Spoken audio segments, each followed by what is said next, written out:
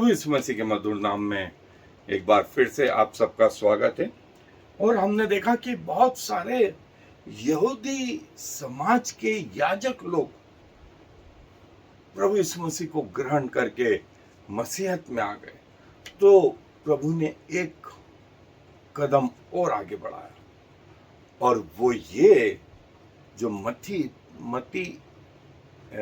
जो मसीह इतिहास में एक बहुत बड़ा बिंदु हो गया, जिसका वर्णन जो है प्रेरितों के काम का 10वां अध्याय और 11वां अध्याय, और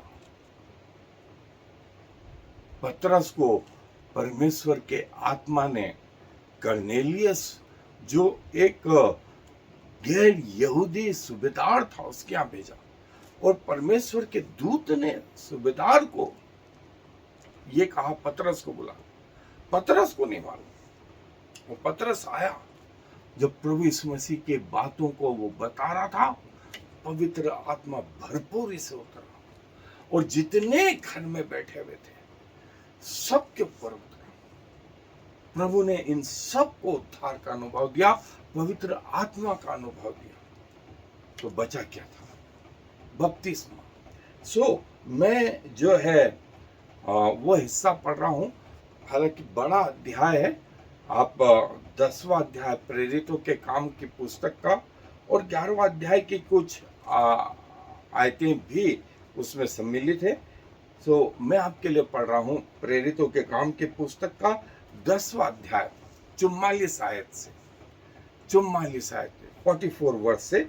वहां यूं लिखा है, पतरस ये बातें कह ही रहा था कि पवित्र आत्मा वचन के सब सुनने वालों पर उतर आया, और जितने खतना किए हुए विश्वासी पतरस के साथ आए थे वे सब चकित हुए कि अन्य जातियों पर भी पवित्र आत्मा का दान उंडेला गया, क्योंकि उन्होंने उन्हें भांति भांति की भाषा बोलते और परमेश्वर की बड़ाई करते सुना। इस पर पतरस ने कहा, क्या कोई जल की रोक कर सकता है कि ये बपतिस्मा ना पाए जिन्होंने हमारे समान पवित्र आत्मा पाया? और उसने आज्ञा दी कि उन्हें यीशु मसीह के नाम में बपतिस्मा दिया जाए। तब उन्होंने उससे विनती की कि वह कुछ दिन और उनके साथ रहे। सब पर पवित्र आत्मा आया, सबका उद्धार करा। उद्धार करना किसी चेले का काम नहीं, ये परमेश्वर का काम है। ये परमेश्वर का काम है जो परमेश्वर ने किया, जो परमेश्वर ने किया। दोस्तों, परमेश्वर ने ये भी कहा, तुम आशीष देना, तुम वचन बोल देना। आशीष देना किसका काम है? मेरा काम। तुम वचन प्रचार करना। वचन प्रचार करने से जो चेंज आएगा वो तुम नहीं, वो मेरी ओर से आएगा। पवित्र आत्मा तुम नहीं, मेरी तरफ से आएगा। परमेश्वर ने न सिर्फ इनका उद्धार किया, इनको पवित्र आत्मा दी। और ये जो चीज हुई, मैंने बोला क्यों इतना महत्वपूर्ण? क्योंकि इसके पीछे हम सब छुपे हुए जो आज अन्य जातियों से हैं। हमारे पूर्वज अन्य जातियों से, जो काम करने लिए इसके घर में आरंभ हुआ था वो अन्य जातियों में। और देखिए, ओरिजिनल तो इजरायली, और सारी दुनिया में अब जो मसीहत है या मसीह है वो कहां से? वे सब अन्य जाति, सब अन्य जाति। और कितने जो ओरिजिनल है वो 1 करोड़ भी नहीं, और जो अन्य जातियों से आ गए वो 450 करोड़ से ज्यादा, 450 करोड़ से ज्यादा। दोस्तों, ये है परमेश्वर ने जो सच्चाई से परमेश्वर को, सच्चे परमेश्वर की तलाश में किसी भी जाति के क्यों ना हो, उसकी मंजिलें प्रभु यीशु मसीह में पूरी होती हैं। और प्रभु ने यहाँ कर दिखाया। और बाइबल इस विषय में और बहुत कुछ बताती है, लेकिन मैं आपको थोड़ा शॉर्ट में लिए चलता हूँ। आए मेरे साथ बाइबल अध्ययन पे चले।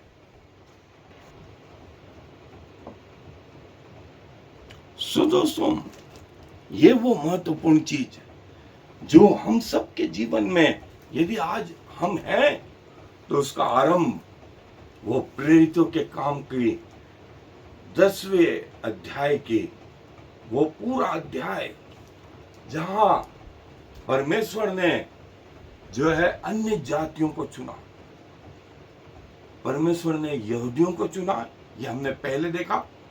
परमेश्वर ने गैर यहूदियों को चुना और नतीजा आज तक हम देखते हैं। और जेंटाइल्स या अन्य जाति जो यहूदी नहीं है, और हिब्रू में इनको गॉय या नेशंस या राष्ट्र, ये जो है हिब्रू और राष्ट्र दोनों के लिए कहा जाता है। सिंगुलर वचन और जो है प्लूरल वचन गोइम, गोइम, हो गोइम, ये कि जो सारे संसार में फैल गया, सारे संसार में फैल गया। और Latin version goyim as gentile, singular या एक वचन, और बहुवचन जो हमने देखा था गोइम, और सारे अन्य जाति में जो है प्रभु का वचन और जो है सच्चे परमेश्वर के तलाश में जो है वो जो आरंभ हुआ उस दिन कर्नेलियस के घर में, वो आज तक जारी है, आज तक जारी। आप किसी भी धर्म में क्यों ना हो, यदि आप सच्चे परमेश्वर के तलाश में हैं, आपकी मंजिलें प्रभु यीशु मसीह में पूरी होती है, प्रभु यीशु मसीह में पूरी होती है। और जो है बाद में इस कलीसिया को LDS, latter day saints, LDS, और प्रभु ने जो है न सिर्फ इन्हें चुना, यदि आप प्रकाशित वाक्य का 7वां अध्याय देखेंगे तो वहां लिखा है कि अनगिनत भीड़, अनगिनत लोग जो विभिन्न भाषा से, विभिन्न राष्ट्रों से जो है, स्त्री पुरुष, छोटा बड़ा, पढ़ा लिखा अनपढ़, दास स्वामी, सब आए। तो स्वर्गदूत ने यूहन्ना से पूछा, ये बड़ी भीड़ कहां से आ गई और ये श्वेत वस्त्र पहने में क्यों है? यूहन्ना ने कहा, मैं नहीं जानता, मैं नहीं जानता। तब उसी स्वर्गदूत ने जवाब दिया, ये वे हैं जिन्होंने अपने वस्त्र मेमने के लहू में धोकर श्वेत किए हैं। ये वे हैं जिन्होंने अपने वस्त्र मेमने के लहू में धोकर श्वेत किए हैं। दोस्तों, क्या ही बड़ी बात है, और कितनी बड़ी भीड़, अनगिनत, अनगिनत। और प्रभु जो है हमें बताता है कि पतरस तो सिर्फ प्रचार कर रहा था, पतरस तो प्रचार कर रहा था, लेकिन हृदय परमेश्वर तोड़ रहा था। पतरस ने पवित्र आत्मा के विषय में कुछ नहीं बोला, लेकिन परमेश्वर ने पवित्र आत्मा में उंडेला, पवित्र आत्मा में ही उंडेला। और इसको कहा गया है, जैसे प्रेरितों के काम के 2 अध्याय में पेंतिकोस्त का पर्व, तो 10वें अध्याय में जो है अन्य जातियों का पेंतिकोस्त, अन्य जातियों का पेंतिकोस्त।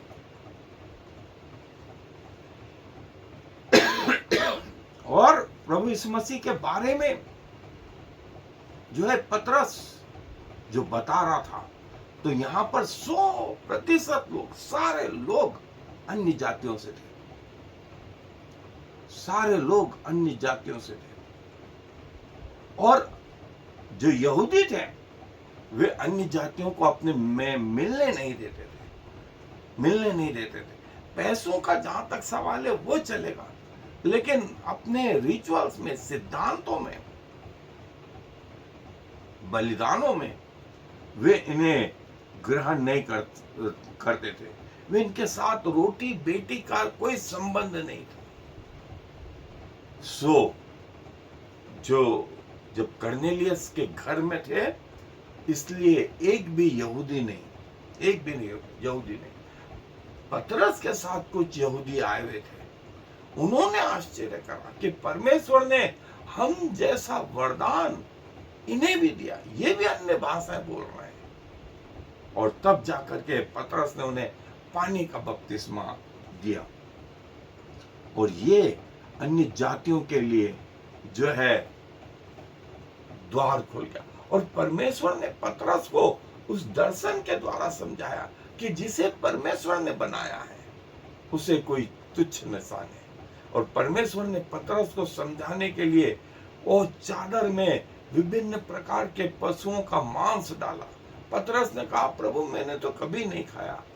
बार बार प्रभु ने कहा, जिसे परमेश्वर ने बनाया है उसे मनुष्य तुच्छ न जाने, जिसे परमेश्वर ने बनाया उसे मनुष्य तुच्छ न जाने। सो दोस्तों, अन्य जाति भी परमेश्वर के द्वारा बनाई गई है, उसी परमेश्वर के द्वारा जिसने आपको और मुझको बनाया।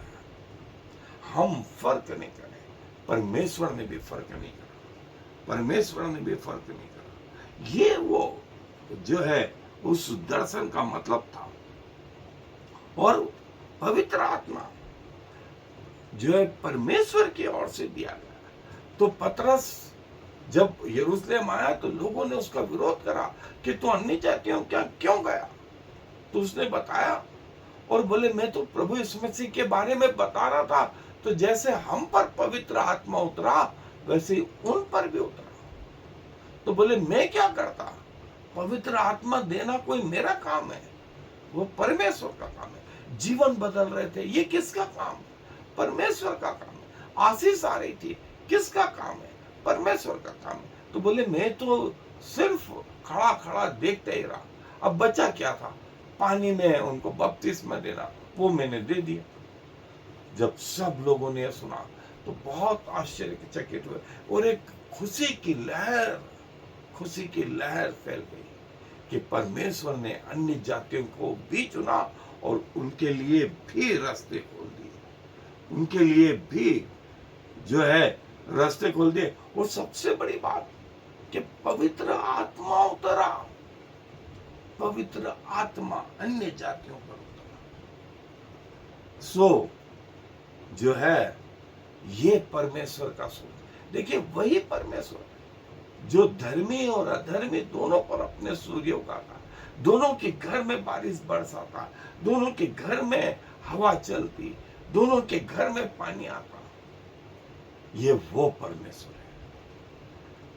हमारा सोच पृथ्वी का सा, आज भी हम पृथ्वी के से ही सोच में रहते हैं, लेकिन परमेश्वर जमीन आसमान के सोच में जितना फर्क है उतना हमारे और परमेश्वर के बीच में। और परमेश्वर ने जब अन्य जातियों को चुना तो चेले क्या करते हैं, और इसके बाद में जो धीरे धीरे धीरे शुरुआत हुआ, तो पहले 100 सालों में जो है पतरस जैसे कैसरिया फिलिप से आया था, और फिर उसके बाद में कैसरिया फिलिप में उसके बाद पौलुस ने उसको ज्वाइन करा, कलीसिया को ज्वाइन करा, और फिर पौलुस भी कलीसिया के लिए चुना गया। परमेश्वर ने कहा कि मैंने उसे अन्य जातियों के लिए चुना, और पौलुस ने फिर वो कार्य करा कि जिसका परिणाम आज हम देखते हैं। जगह जगह जगह जगह परमेश्वर के नाम की कलीसिया चर्च स्थापित होते गए, जिसका आरंभ पतरस के उस जगह से, फिर पौलुस, और समय के हिसाब से फिर राष्ट्र के राष्ट्र चेंज हो गए, राष्ट्र पर राष्ट्र चेंज हो गए। और आज देखें 232 टोटल राष्ट्र है इस दुनिया में, उस में से 160 से ज्यादा जो है प्योर क्रिश्चियन कंट्री है, 160 से ज्यादा, और 57 मुस्लिम कंट्री है, बाकी के अन्य 160 कंट्री देखिए, जो है प्रभु यीशु मसीह पे विश्वास करते हैं, जबरदस्त जबरदस्त, ये परमेश्वर ने जो रास्ता खोला उसका परिणाम है। और अनंत जीवन में जो है परमेश्वर ने प्रवेश कराया और उसका अनुभव दिया, उसका अनुभव दिया, परमेश्वर ने उसका अनुभव दिया। और पौलुस जो है बाद में प्रभु ने अपने इस दास को तैयार किया अन्य जातियों के लिए, अन्य जातियों के लिए, और वो उसमें अपने आप को सिद्ध करने में लगा, खरा उतरने लगा। और पौलुस ने वो काम किया जो हम सब जानते हैं, सब जानते हैं। और मरते दम तक पौलुस प्रचार करता। चेले जो यरूशलेम से जो है सामरिया, यहूदिया और पृथ्वी के छोर में पहुंचे, वापस उन्होंने कोशिश नहीं करी कि फिर यरूशलेम जाए। भारत में थोमा आया, उसने ये कोशिश नहीं करी कि मैं फिर से यरूशलेम जाऊं, और लोगों ने उसे यहां मार डाला। आज भी जो है सेंट थॉमस चर्च है जहां उनकी हत्या की गई। और जो है